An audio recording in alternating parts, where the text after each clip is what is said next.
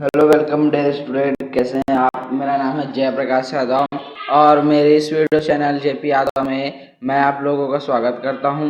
तो दोस्तों, मैंने जो है कि आप सभी को जो प्रीवियस वीडियो है उसमें साइंस जो क्लास 8 था उसका साइंस सब्जेक्ट पढ़ाता हूं। तो उसमें हुआ क्या था कि अभी हम कुछ सामान्य रोग के बारे में पढ़ रहे थे, तो उसमें से जो कुछ अब टॉपिक बचा है उस टॉपिक को कंप्लीट कराते हैं। उसके बाद हम अपना कोर्स फटाफट से कंप्लीट करेंगे दोस्तों। और क्योंकि अभी बीच में थोड़ी व्यस्तता हो गई थी एंटी प्रदर्शनी के कारण, उसका भी वीडियो डाला हूँ, आप देख सकते हैं। उसके कारण जो है कि थोड़ा सा व्यस्त हो गया, जिसके कारण मैं वीडियो नहीं डाल पाया। अब हम जो है कि अपना क्लास कंटिन्यू करेंगे, ठीक है दोस्तों। तो आज हम जानेंगे पीलिया रोग के बारे में, है ना।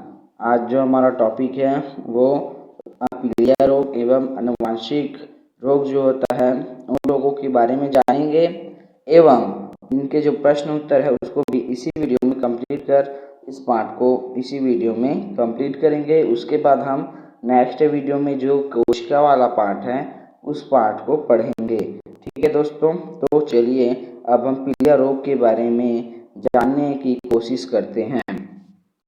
तो सबसे पहली बात, हम पीलिया हम जो है कि किस प्रकार से पढ़ते हैं किसी भी रोग के बारे में।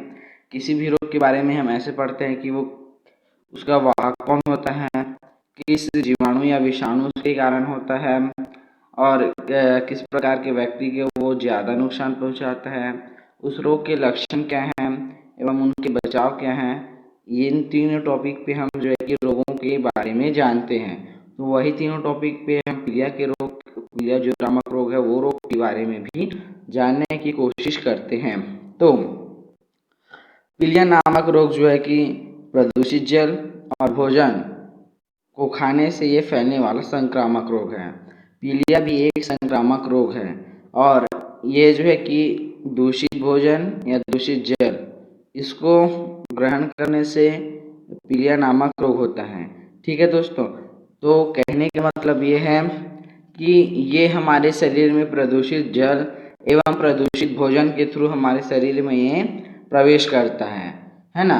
और इस पीलिया नामक रोग को हम वायरल हेपेटाइटिस ई कहते हैं। इसे वायरल हेपेटाइटिस ई कहा जाता है। ये जो पीलिया नामक रोग है इसको हम क्या रोग बोलते हैं, वायरल हेपेटाइटिस ई कहा जाता है। और जो पीलिया का जो विषाणु है वो जो विषाणु हमारे शरीर में दूषित भोजन एवं जो दूषित जल है उसके अंतर्गत वो हमारे शरीर में प्रवेश करता है। जो पीलिया का विषाणु है वो जब प्रवेश करता है तो उसके प्रवेश करने से जस्ट 15 से 50 दिनों में इस रोग का जो लक्षण है वो प्रकट होता है। ये जो है कि बहुत ही इस प्रकार से देखा जाता है, ये बहुत ही खतरनाक बीमारी है कि इसका जो लक्षण है वो 15 से 50 दिनों के बाद ही इसका लक्षण प्रकट होता है। तो इतने दिनों तक जो हमारा शरीर है इस रोग से हमारे शरीर को बहुत ही नुकसान हो जाता है। और ये जो है कि पीलिया नामक जो रोग है ये जो गर्भवती महिलाएं होती हैं उनके लिए ये बहुत ही खतरा होता है और उनके बच्चे के लिए भी ये बहुत ही खतरे होते हैं, है ना। तो पीलिया नामक जो रोग है वो तो हमने जाना कि वो दूषित भोजन एवं दूषित जल को ग्रहण करने से होता है और ये संक्रामक रोग है। और इसी रोग को हम वायरल हेपेटाइटिस भी कहते हैं। और जो पीलिया है उसका जो विषाणु है वो हमारे शरीर में प्रदूषित जल एवं भोजन के थ्रू प्रवेश करता है। तो जस्ट इसके प्रवेश करने के बाद 15 से 50 दिनों के बाद ही इस जो पीलिया रोग है इस रोग का लक्षण 15 से 50 दिनों के बाद प्रकट होता है। और इतने दिनों तक इसका लक्षण प्रकट होने के कारण इस रोग से सभी जिस रोगी को इस रोग हो गया तो उसको बहुत ही नुकसान होता है। और अगर जो गर्भवती महिला है अगर उसको भी अगर हो जाता है तो इसके लिए बहुत ही खतरा होता है और उनके बच्चे के लिए भी ये बहुत ही खतरे नामक जो रोग है पीलिया वो होता है। है ना दोस्तों। तो ये रहा को पीलिया जो है कि किसके थ्रू हमारे शरीर में प्रवेश कर हमारे शरीर के अंगों को जो है कि जो भी इफेक्ट डालता है, और जिसके कारण उसका जो है कि लक्षण बहुत देर से भी प्रकट होता है। तो देर से इसका लक्षण प्रकट होगा, तो उसका लक्षण क्या क्या है इसको जानने की कोशिश करते हैं। तो पीलिया का जो लक्षण है, उसका सबसे पहला लक्षण यह तो है कि उसमें जो रोगी है उसको भूख नहीं लगता और भोजन का स्वाद ही नहीं आता उसको। उसका उसका मुंह में जो है कि देखो, जब वो भोजन ग्रहण करेगा तो उसके मुंह में कुछ भी चीज का स्वाद ही नहीं लगेगा और ना ही उसको भूख लगेगा, है ना। और जो पेशाब है वो जो है कि अधिकतर पीले रंग के हो जाएगा, और जो आँख है एवं जो उसका त्वचा है वो जो है कि उसका रंग, जो त्वचा और आँख है उसका रंग पीला हो जाना, ये पीलिया का मुख्य लक्षण होता है ना दोस्तों। कि जो पीलिया नामक रोग है इसमें पीले रंग का पेशाब होता है, इसके साथ ही जो आँख और त्वचा है उसका रंग जो है कि पीला हो जाता है, ये पीलिया का प्रमुख लक्षण है। और इस रोग के अंतर्गत सिर में दर्द भी होता है, उल्टी भी लगना, और उल्टी होता भी है ना। सिर दर्द होता ही है और उल्टी भी होता है। साथ ही जो रोगी है उसको बहुत ही कमजोरी एवं थकावट ही महसूस होती है। और जो पेट का दाहिना तरफ और जो दाहिना तरफ होता है उसका ऊपर ऊपर की ओर दर्द होता है। इस रोग में जो पेट होता है उस पेट के दाहिने तरफ ऊपर की ओर दर्द होता है। तो पीलिया का लक्षण हमको यह बताता है कि उसमें प्रमुख लक्षण तो यह है कि उसमें भूख नहीं लगता है और साथ ही भोजन का स्वाद ही नहीं आता। प्लस पीलिया रोग का प्रमुख लक्षण पीले रंग का पेशाब और आँखें और जो त्वचा है उनका रंग पीला हो जाना है। साथ ही जो सिर में दर्द एवं उल्टी होना, कमजोरी एवं थकावट महसूस होना, पेट का जो दाहिना तरफ है उसके ऊपर की ओर दर्द होना, ये पीलिया का प्रमुख लक्षण है। तो इन लक्षणों को अगर हम किसी व्यक्ति के में देखते हैं तो आप समझ लीजिएगा कि उसमें पीलिया नामक रोग उसके शरीर में उपस्थित है। तो अब हमने जान लिया कि उसके लक्षण क्या हैं, तो हम उसके बचाव करेंगे, है ना। तो जो पीलिया नामक रोग है उसका क्या क्या हम उस रोगी को बचाव के लिए क्या क्या सलाह दे सकते हैं, या क्या क्या उसको बचाव के लिए क्या क्या चीज करेंगे उसके लिए, उसको जानते हैं। उसके बचाव के लिए उसको क्या क्या करना चाहिए उसको हम जानने की कोशिश करते हैं। तो पीलिया के क्या क्या बचाव हैं उसको देखते हैं।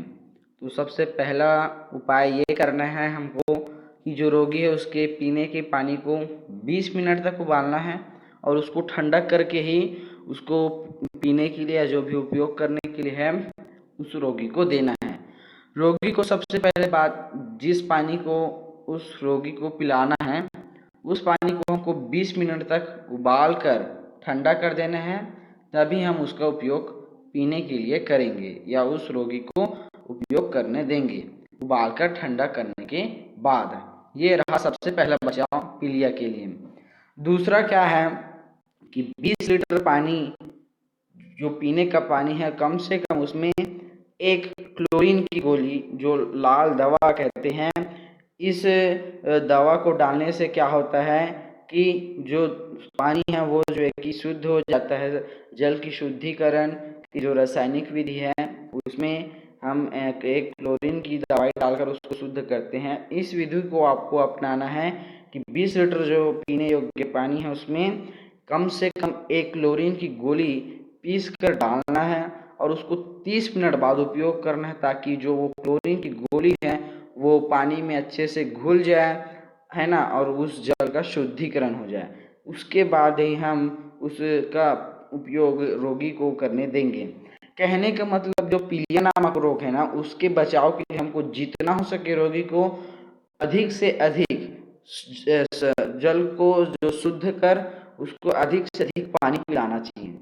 जल को शुद्ध कर उसको अधिक से अधिक पानी पिलाना चाहिए, है ना। और शौच के पश्चात एवं भोजन से पहले जो हाथ उसको अच्छे से साबुन से उसको जो रोगी है उसको धोना चाहिए। शौच के पश्चात एवं भोजन खाने से पहले हाथ को साबुन से अच्छे से धोना चाहिए। तो ये रहा पीलिया के बचाव कि जो पीने योग्य पानी है उसको हम 20 मिनट तक उबाल कर उसको ठंडा कर ही उपयोग करेंगे, है ना। और जो 20 लीटर पानी है पीने योग्य पानी है, कम से कम उसमें एक क्लोरीन की गोली दवा डालकर जो रासायनिक जल की शुद्धिकरण विधि है, इस विधि को अपनाकर हम उस रोगी को जो जल है उसको उपयोग करने देंगे। इस प्रकार से हम जो पीलिया से जो ग्रसित व्यक्ति है उसके बचाव के लिए ये उपाय कर सकते हैं। एवं शौच के पश्चात एवं भोजन से पहले उसको साबुन से हाथ धोने की सलाह देनी चाहिए। ये रहा पीलिया से बचने के उपाय, और भी हैं उनको देखते हैं।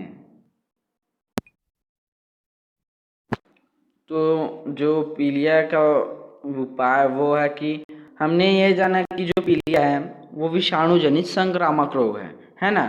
तो पीलिया के विषाणु मरीज के मल के साथ विसर्जित होते हैं, है ना। इसलिए हमको जो रोगी है उसको खुले में शौच खुले जो रोगी है उसको खुले में शौच नहीं करना चाहिए, है ना। क्योंकि ये जो पीलिया का जो विषाणु है ये मरीज के साथ जो उनकी मरीज के साथ उसके मल के साथ ये विसर्जित होते हैं, इसलिए हमको उन्हें खुले में शौच नहीं करने देना चाहिए। एवं जो खुले में रखी बासी व सड़ी गली खाद्य सामग्री है उनका सेवन नहीं करने देना चाहिए। एवं पीलिया के लक्षण, आपको अगर पीलिया के लक्षण किसी व्यक्ति या अपने परिवार सदस्य को दिखाई देते हैं पीलिया के लक्षण, तो हमें तुरंत ही डॉक्टर से सलाह लेनी चाहिए, है ना। तो पीलिया के विषाणु जो चौथा उपाय है, पीलिया के विषाणु मरीज के मल के साथ विसर्जित होते हैं। इस कारण जो मरीज है उसको खुले में शौच नहीं करने देना चाहिए। और जो खुले में रखे जो भी खाद्य सामग्री है उसका सेवन करने से उसको मना करना चाहिए। एवं पीलिया के लक्षण दिखाई देते ही आपको तुरंत डॉक्टर से सलाह लेना चाहिए। ये रहा पीलिया कैसे संक्रमित होता है और हमारे शरीर में कैसे वो अंडर कर जो है कि विषाणु जनित रोग हमारे शरीर में जो है कि संक्रमित करता है ना। और उनके ऐसा होने पर क्या क्या लक्षण प्रकट होते हैं रोगी में, एवं लक्षण प्रकट होने पर क्या क्या बचाव के उपाय हैं उनको जान लिया। ठीक है दोस्तों, तो पीलिया रोग के बारे में हमने डिटेल से जान लिया। अब एक और रोग है अनुवांशिक रोग। इस रोग के बारे में जानेंगे कि ये क्या होता है, कैसे संक्रमित होता है, किस वायरस से होता है। इस सभी डिटेल की जानकारी प्राप्त करने के लिए हम अब जो अनुवांशिक रोग हैं उसके बारे में पढ़ते हैं।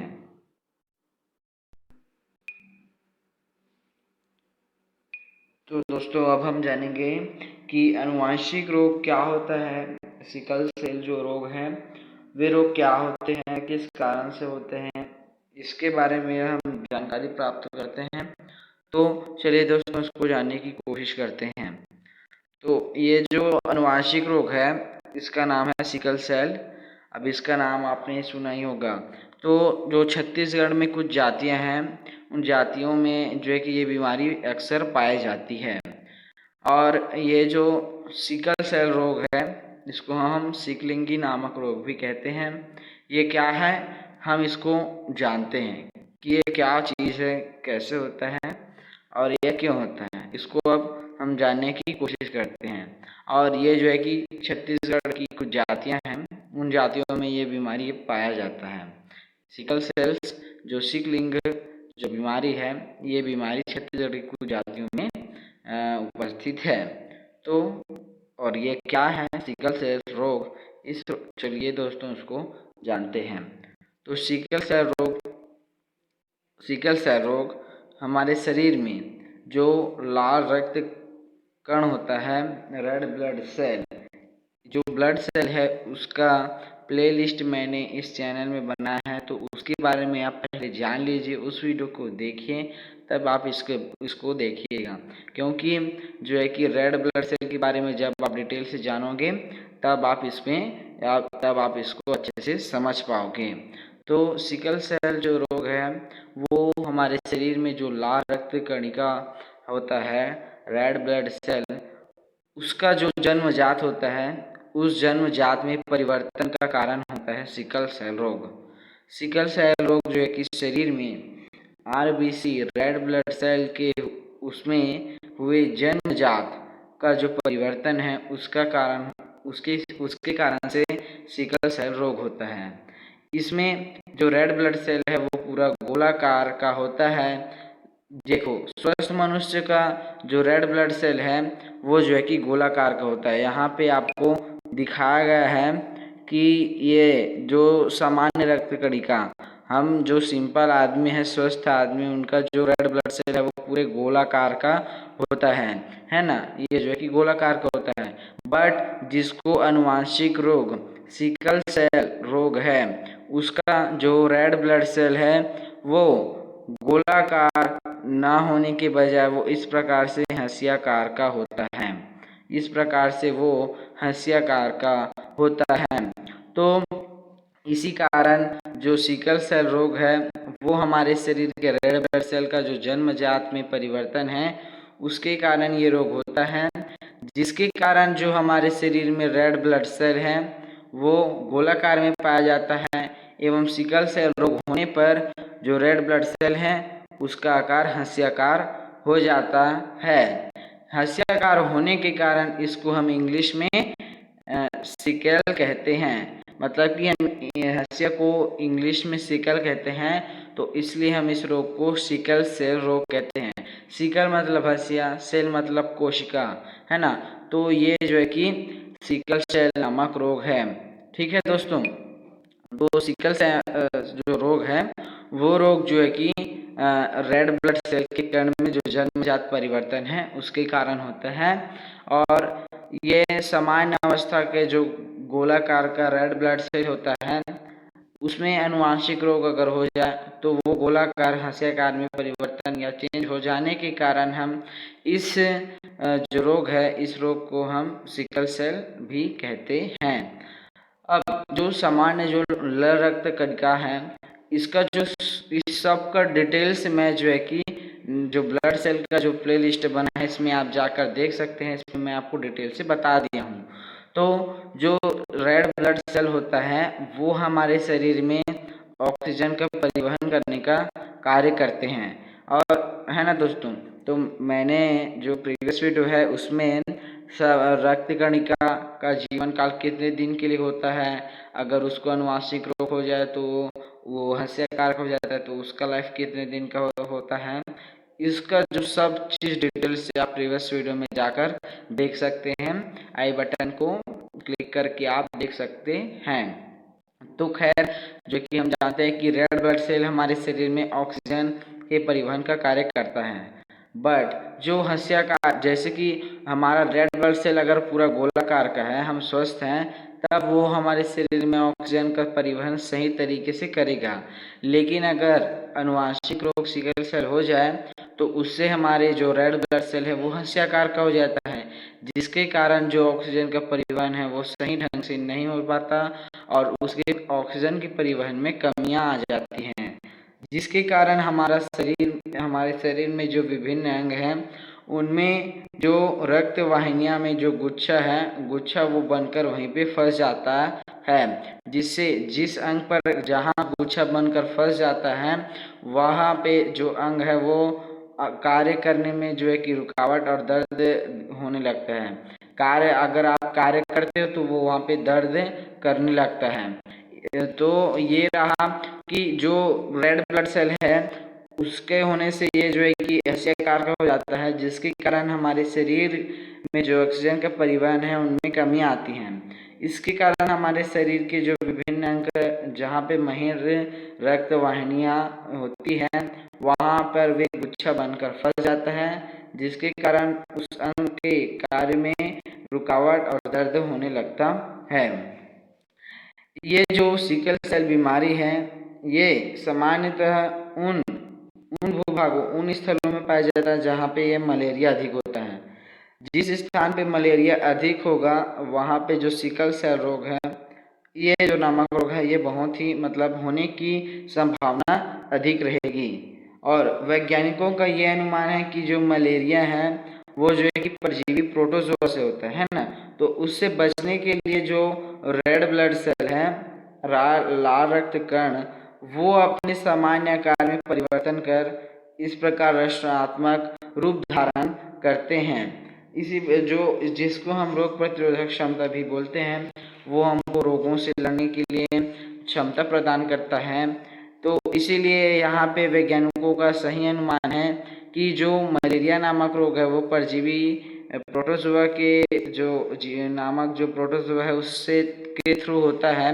तो उसमें मलेरिया रोग होने पर जो लाल रक्त कणिका है, रेड ब्लड सेल, वो जो जो है कि अपने सामान्य आकार में परिवर्तन कर वो अपने शरीर को जो रक्षात्मक रूप है उसको वो धारण कर लेता है, जिससे जो है कि हमारे शरीर को भी रक्षात्मक रूप प्रदान होता है। तो ये कहीं ना कहीं ये वैज्ञानिकों का सही अनुमान है। ठीक है दोस्तों, तो ये रहा कि जो अनुवांशिक रोग सिकल सेल है, ये जो है कि कैसे होता है और किस कारण से होता है और कहाँ कहाँ पर ये इफेक्ट भी डालता है। ठीक है, तो जो अब हमने जाना कि सामान्य जो स्वस्थ व्यक्ति है उसका रेड ब्लड सेल गोलाकार का होता है, और जो अनुवांशिक रोग से पीड़ित व्यक्ति है उनका जो रेड ब्लड सेल है वो हंसियाकार का होता है। तो इनमें क्या क्या अंतर है और इनका क्या क्या विशेषता गुण है, इस गुण के बारे में जानेंगे, एवं सिकल सेल के क्या क्या लक्षण हैं एवं क्या क्या बचाव हैं, उनके बारे में अब डिटेल से जानने की कोशिश करते हैं। तो हमने जाना कि अनुवांशिक रोग होने पर जो स्वस्थ जो मनुष्य होते हैं उनकी जो रेड ब्लड सेल है वो गोलाकार का होते हैं, लेकिन अनुवांशिक रोग सिकल सेल होने पर जो रेड ब्लड सेल है वो हंसियाकार का हो जाता है। तो इन दोनों में क्या क्या अंतर होते हैं इनके बारे में जानते हैं। तो सामान्य लाल रक्त कोशिका एवं हंसियाकार जो लाल रक्त कोशिका है उनमें अंतर। ठीक है, तो ये जो है कि इस तालिका में आप देख सकते हैं सारणी बना है। तो जो सामान्य लाल रक्त कोशिका होता है स्वस्थ मनुष्य के पास में जो रेड ब्लड सेल होता है वो गोलाकार का होता है ना। हमने चित्र के माध्यम से देखा कि वो गोलाकार का होता है सामान्य लाल रक्त कोशिका, लेकिन अगर हम हंसियाकार लाल रक्त कोशिका की बात करें तो वो हंसियाकार का होता है ना। तो ये रहा पहला अंतर, है ना। दूसरा अंतर ये है कि जो सामान्य लाल रक्त कोशिका होता है ये मुलायम एवं लचीला होता है ना। अपेक्षाकृत इसके वो जो है कि लचीलापन कम होता है और कड़ा होता है। तो इसके अपेक्षाकृत ये जो सामान्य लाल रक्त कोशिका है ये मुलायम होता है एवं लचीले होते हैं, और ये जो हंसियाकार जो लाल रक्त कोशिका है वो लचीलापन उसका कम होता है एवं जो कठोरता है वो अधिक होता है। ये रहा दूसरा अंतर। तीसरा अंतर क्या है कि जो सामान्य लाल रक्त कोशिका है वो रक्त वाहिनियों में आसानी से बह सकते हैं, जिसके कारण वो जो है कि हमारे शरीर में ऑक्सीजन का सर्कुलेशन करते हैं, है ना। लेकिन ये जो हंसियाकार का जो लाल रक्त कोशिका है ये रक्त वाहिनियों में गुच्छों के रूप में वहीं पर फंस जाते हैं। तो फंस जाने के कारण ये वहाँ पे जो शरीर का अंग है वहाँ पे रुक जाता है, जिसके कारण वहाँ पे ढंग से कार्य करना बंद हो जाता है या कार्य करने पर दर्द होना शुरू होता है। ठीक है दोस्तों, तो रक्त वाहिनियों में जो है कि इस प्रकार से बहता है समान लाल रक्त कणिका, लेकिन जो हंसियाकार का जो लाल रक्त कोशिका होता है वो गुच्छों के रूप में वहीं पर ही फंस जाता है। ये रहा इन दोनों के बीच का तीसरा अंतर। चौथा अंतर क्या है कि जो सामान्य लाल रक्त कोशिका होता है ये बनने के बाद 120 दिनों तक ये जीवित रहता है। है ना। ये जो है कि 120 दिनों का तक इसका लाइफ होता है सामान्य रक्त कणिका का। लेकिन जो हस्ताकार का जो लाल रक्त कोशिका होता है ये जल्दी नष्ट हो जाता है और इसका लाइफ केवल 20 दिन के लिए ही होता है। ये सिर्फ 20 दिन के लिए ही इनका जीवन होता है। तो ये रहा सामान्य लाल रक्त कोशिका एवं हस्ताकार जो लाल रक्त कोशिका हैं उनके बारे में जो अंतर है, यही जो अंतर है इन दोनों को अलग बनाते हैं। तो उन अंतर के बारे में हमने जाना। अब हम सिकल सेल के क्या क्या लक्षण हैं एवं क्या क्या बचाव हैं, उन बचावों का कैसे उपाय करें, तो उसको अब हम डिटेल से जानने की कोशिश करते हैं। ये रहा सामान्य लाल रक्त कोशिका एवं हस्ताकार लाल रक्त कोशिका के बारे में के बीच अंतर। ठीक है दोस्तों, अब हम उसके बचाव लक्षण के बारे में जानते हैं। तो दोस्तों हमने सिकल सेल किस कारण से होता है, कैसे होता है, ये जान लिया। अब सिकल सेल रोग होने पर क्या क्या लक्षण रोगी के शरीर में उत्पन्न होते हैं, इसको जानने की कोशिश करते हैं। तो सिकल सेल का जो सबसे पहला लक्षण है वो है एनीमिया। एनीमिया अर्थात खून की कमी के कारण शरीर के रंग का सफ़ेद दिखाई देना। एनीमिया यह जो रोग है, सिकल सेल की रोग होने पर एनीमिया अर्थात खून की कमी के कारण जो शरीर का रंग है वो सफ़ेद दिखाई देता है। सिकल सेल रोग होने पर, सिकल सेल रोग होने पर एनीमिया की कमी हो जाती है। एनीमिया की कमी हो जाती है जिसके कारण हमारे शरीर का रंग सफ़ेद दिखाई देता है, जिसके कारण हमारे शरीर का रंग सफ़ेद दिखाई देता है। ये रहा सबसे पहला लक्षण। एवं सिकल सेल रोग होने पर जल्दी थकना एवं सांसें फूलना, ये भी एक प्रमुख कारण होता है सिकल सेल रोग का। एवं चिड़चिड़ापन, खान पान में रुचि नहीं रखना, है ना। हाथ पैर की जो उंगलियां हैं, जोड़ों हैं, उनमें सूजन एवं दर्द रहना, इस प्रकार के जो लक्षण हैं वो लक्षण सिकल सेल रोग में अवश्य मतलब कि होते हैं, है ना। तो ये रहा सिकल सेल रोग का जो लक्षण है, उसमें रोगी के शरीर में एनीमिया और खून की कमी के कारण उसके शरीर का रंग सफ़ेद दिखाई देता है। एवं जो रोगी है वो किसी भी काम को करता है तो वो जल्दी थक जाता है एवं सांसें फूलना और चिड़चिड़ापन, खान पान में रुचि न रखना, जो हाथ पैर की उंगलियां हैं, जोड़ों हैं, वहाँ पे सूजन एवं दर्द अधिकतर रहता है। ये सिकल सेल रोग का प्रमुख लक्षण है। और भी लक्षण हैं उनको देखते हैं। इन लक्षणों का जब ये लक्षण उत्पन्न हो रहे हैं तो उसके बचाव के लिए क्या क्या उपाय करें उसको भी हम देखते हैं। तो उसमें बार बार बुखार और सर्दी होना, ये भी सिकल सेल का लक्षण है। एवं तिल्ली बोले तो प्लीहा का आकार जो है कि बड़ा हो जाता है और जो बच्चों का विकास है उनमें रुकावट आ जाती है। जो विकास है वो सही ढंग से नहीं हो पाता है, विकास की जो गति है उसमें रुकावटें आती है। तो ये रहा सिकल सेल रोग की प्रमुख लक्षण। अब जब ये लक्षण रोगी के शरीर में उत्पन्न हो तो उसके उपाय के लिए क्या क्या करना चाहिए उसको देखते हैं। रोगी को हमको अधिकतर पानी पिलाना चाहिए, खूब पानी पिलाना चाहिए एवं उसको संतुलित आहार देना चाहिए और हर माह ब्लड टेस्ट कराना चाहिए।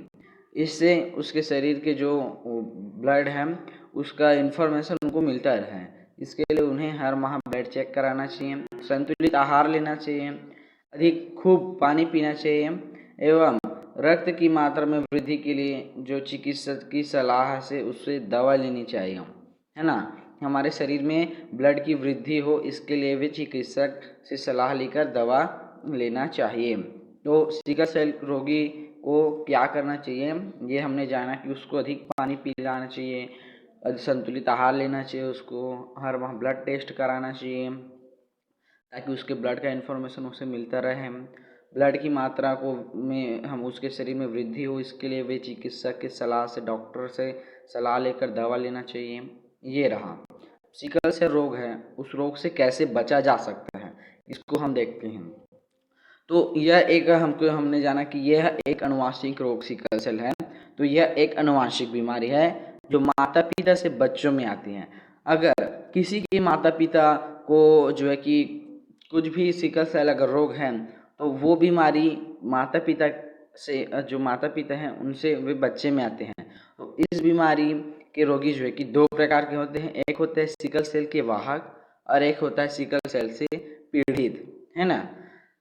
ये आनुवांशिक रोग इस बीमारी में रोगी दो प्रकार का होता है, एक तो सिकल सेल का वाहक होता है, एक तो सिकल सेल से पीड़ित होता है, ठीक है। और ये जो है कि आनुवांशिक बीमारी है जो माता पिता से सीधा बच्चों में आती हैं। सिकल सेल का जो वाहक है वो सामान्यतः स्वस्थ रहता है। हम अब जो सिकल सेल का जो हमने जाना कि इस बीमारी में रोगी दो प्रकार का होता है, सिकल सेल वाहक और सिकल सेल से पीड़ित। तो सिकल सेल से वाहक व्यक्ति स्वस्थ रहता है, सामान्य तौर पे वो स्वस्थ ही रहता है और इनमें जो बीमारी के लक्षण है उसमें कोई किसी भी प्रकार के लक्षण उसमें प्रकट ही नहीं होते एवं उसका सामान्य जीवन व्यतीत होते रहता है। और सिकल सेल वाहक को स्वयं भी यह मालूम नहीं रहता कि वह सिकल सेल रोग का धारक है या वाहक है ना। और सिकल सेल वाहक जब किसी अन्य वाहक या पीड़ित रोगी से विवाह करते हैं तो सिकल सेल पीड़ित संतान के होने की संभावना बढ़ जाती है। और यदि दोनों सिकल सेल से रोगी आपस में विवाह करते हैं तो उनके बच्चे 100% सिकल सेल से रोगी होंगे, ये अधिक मतलब कि पूरी संभावना होती है ना। तो इस प्रकार सिकल सेल के वाहक और सिकल सेल से पीड़ित रोगी अगर आपस में विवाह करते हैं तो विवाह करने से उनके जो बच्चे हैं उनमें सिकल सेल की रोग होने की संभावना पूरी बढ़ जाती है। तो सिकल सेल के वाहक जो व्यक्ति है वो सामान्य तौर पर स्वस्थ रहता है, सही साथ जीवन भी बिताता है और मस्त अच्छे से भी वो स्वस्थ रहता है, उसमें किसी भी प्रकार की बीमारी का लक्षण प्रकट ही नहीं होता। लेकिन अगर वो सिकल सेल से पीड़ित रोगी से अगर विवाह कर लें तो उनके बच्चे सिकल सेल के रोगी होंगे, इसकी संभावना बढ़ जाती है। इसीलिए विवाह के पूर्व लड़के एवं लड़कियों को इस रोग के संबंध में ब्लड टेस्ट की रिपोर्ट अवश्य देखी जानी चाहिए, ठीक है। तो आपका जो है कि अब विवाह के पूर्व, इसलिए हमको विवाह के पूर्व लड़की एवं लड़कियों को इस रोग से संबंध में ब्लड टेस्ट की रिपोर्ट हमको अवश्य देखनी चाहिए कि वो लड़का या लड़की सिकल सेल से वाहक है या सिकल सेल से पीड़ित रोगी है ना दोस्तों, ताकि हम भी जान सकें कि वो अगर सिकल सेल से पीड़ित है या वाहक है तो उसे हम जो है कि नहीं कर पाएंगे ना, क्योंकि उसके जो संतान पैदा होंगे उन्हें सिकल सेल होने की संभावना बढ़ जाएगी। इसी कारण विवाह के पूर्व लड़की एवं लड़कियों के ब्लड टेस्ट की जो रिपोर्ट है उसको अवश्य देखी जानी चाहिए। तो इस वीडियो में इतना ही दोस्तों, हमने सभी रोगों के बारे में डिटेल से जो है कि जान लिया। नेक्स्ट वीडियो में जो इसके प्रश्न उत्तर और जो टीकाकरण टॉपिक है उस टॉपिक को पढ़ेंगे एवं नेक्स्ट वीडियो में हम इस पाठ को खत्म करेंगे, ठीक है दोस्तों। इस वीडियो में इतना ही और मेरे वीडियो को लाइक कर देना और अच्छा लगे तो अपने दोस्तों के शेयर भी कर देना, ठीक है दोस्तों। और अच्छा लगे तो चैनल को सब्सक्राइब कर लेना। मिलते हैं दोस्तों नेक्स्ट वीडियो में, बाय।